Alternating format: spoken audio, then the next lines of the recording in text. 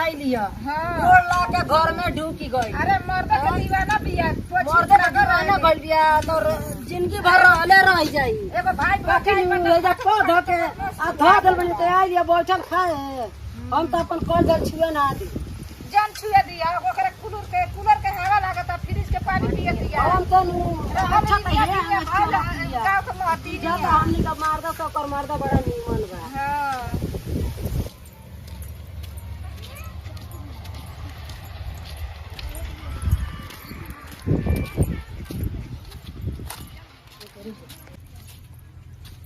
अगनी हाँ आगनी खुश रह जोड़े दूगो बेटा दी है।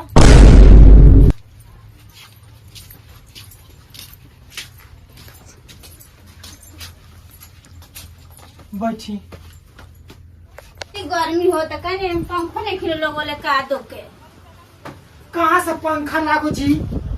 का होला पैसा घरे कितना खर्चा बा? नेवता हकारी हित नात कटिया मिसनी दौरी सब उतने कमैया मैंने देखे का बा।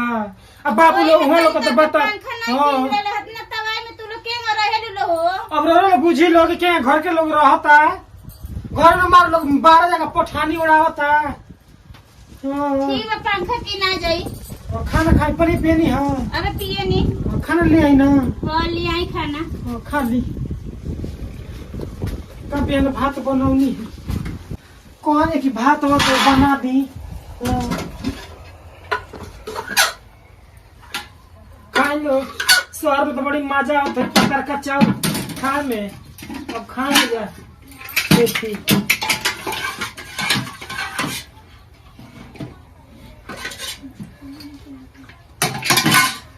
कमे बाबे लेकर ऐसा स्कूल में सब खा ली। कोटा चावल का हाँ तो घर के कीन के चावल खाओ जी। धाना खत्म हो गई धानमा आज खत्म हो गई धानमा बेच के आई रोपनी सोचन बनिहारी लोग को देहनी लोग के कहाँ से देहल जा घरे इतना होता पहले का दहारा होता दही जाता। भरो मर्च नहीं के भरल का घरे आज भरो मरचा कहाँ भरल पे जी?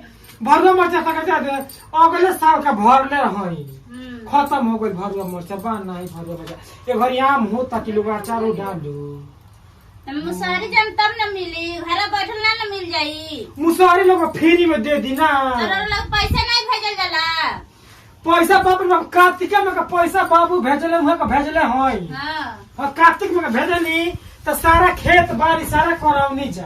अब केंगा बीच में देखनी तो समूह दूगो उठौनी है तो सारा खेत बोले बनी अब उहे गेहूं बेच के हम केंगो समूह पलटी करब।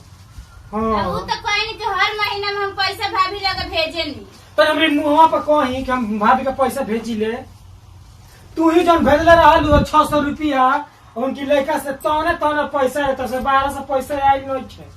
हाँ तब हमको हल्के ना कहता नहीं उहे कहत रहनी तब वही धरत हो हम पैसा तो पानी पर आई कोटा के चावल कैसा लागत आटे ना पन छुछुर लागत आटे। हाँ तो 6 महीना रही तब खा के तब जाए तब हम कल 6 महीना घर रही हो वो ना पन छुछुर का भत्ते में लागता जी।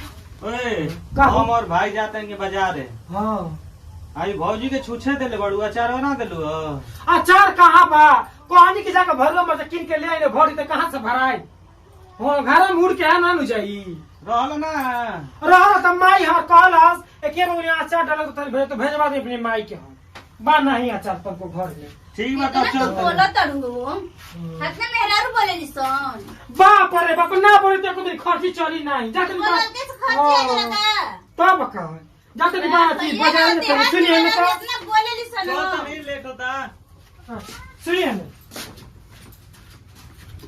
ए सुन त जी का रकम में बचा दी हां को दे बुहे का सब सामान किने बिना काज नहीं ठीक बा आइल बनी बाहर से का की कोन हमनी के किन के खाई जा हमेशा का ठीक बा को दे सब सामान की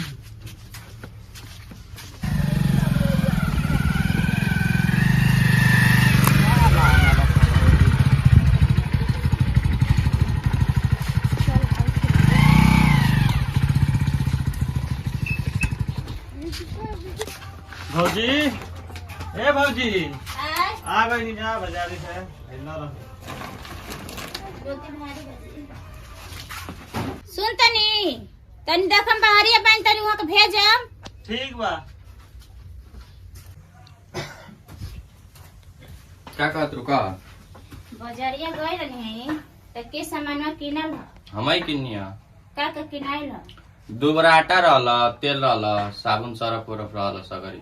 आज से बहरो में किनिए खाए के बाटे आ खेतवा बरिया बोआइल बा उ का होई। अरे त का हो गइल, खा लेलस एक दिन खाइए लस, का हो गइल, ले ले नहीं उतना काय सामान। खातिरा ररिहे धंधा बाटे भाई भौजाई लोग के खियाई एथी करिए घर के तन भइल बे आटा पिसन त डर मत पूछी कि कितना हम भर्ती लगौले बने कितना ना यकीन के लिए के दी रौरा।